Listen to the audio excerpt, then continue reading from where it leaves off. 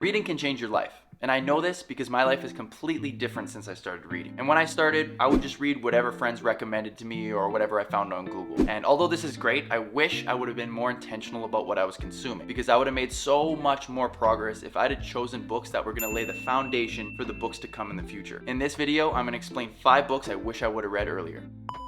First book we're going to talk about is called Genius Foods by Max Luka. I never realized the effect that nutrition was having on the way that I feel. And mood is important. I want to take every day and I want to improve every day. This book highlights the role that food is playing in your mental health, your confidence, how much good energy you have. Overall, great read. I highly recommend it. Now, the second book on this list is called Cashvertising by Drew Eric Whitman. The majority of this book is about sales, persuasion, and writing advertisements. But it's also very, very important to understand why people make decisions. People usually make decisions based on the need to survive and the need to reproduce. Now, if you can tie your offer into these hardwired needs, they're going to seem a lot more valuable and a lot more compelling. And in this digital age, to be able to convince people over text or over the computer is becoming the rule rather than the exception. Now, the third book on this list is called Outwitting the Devil by Napoleon Hill. Anyone who's read Self-Improvement knows the book Think and Grow Rich. The reason why I chose this one instead is because when he was writing Think and Grow Rich, he didn't necessarily have the experience or the actions to back up his theories. I would say this one is a little bit more important than Think and Grow Rich. It's a great read in addition to it, but this one highlights his struggles of applying his principles rather than pure theory. Now, the fourth book on this list is called The Miracle Morning by Hal Elrod. In this book, Hal Elrod emphasizes the importance of consistency and a 30-day challenge. He also talks about his main point, which is called the Stavers. It's a morning routine that you use like clockwork that includes all of the best practices of self-improvement combined into one, including meditation, affirmation, visualization, exercising, reading, and journaling. Similar to going to the gym, you don't always see immediate results. You're gonna have to show up day in, day out for a long period of time to start seeing the visual benefits. All in all, this is one of my favorite books and I highly recommend it. Now, the last book on the list and the one that everybody's been waiting for is called This Naked Mind by Anne Grace. And this book isn't really about self-improvement as much as about the dangers of alcohol and how they affect you. This was actually the first 30-day challenge that I succeeded at, and every 30-day challenge I started after this worked out in my favor. It also taught me the value of nutrition and the value of sleep. And instead of using artificial stimulants to relax, I would eat better, I would sleep more, I would work out more often, and that would actually supply me with a lot of the traits I liked from alcohol all of the time without any of the drawbacks. 10 out of 10 book, one of my favorites. Now, thank you so much, guys, for checking out this video. If you guys have a book that changed your life like these 5 books changed mine, I'd love to hear them. Drop them in the comment section below and I'll take a look at them. My name's Luka Gray. Enjoy the rest of the day.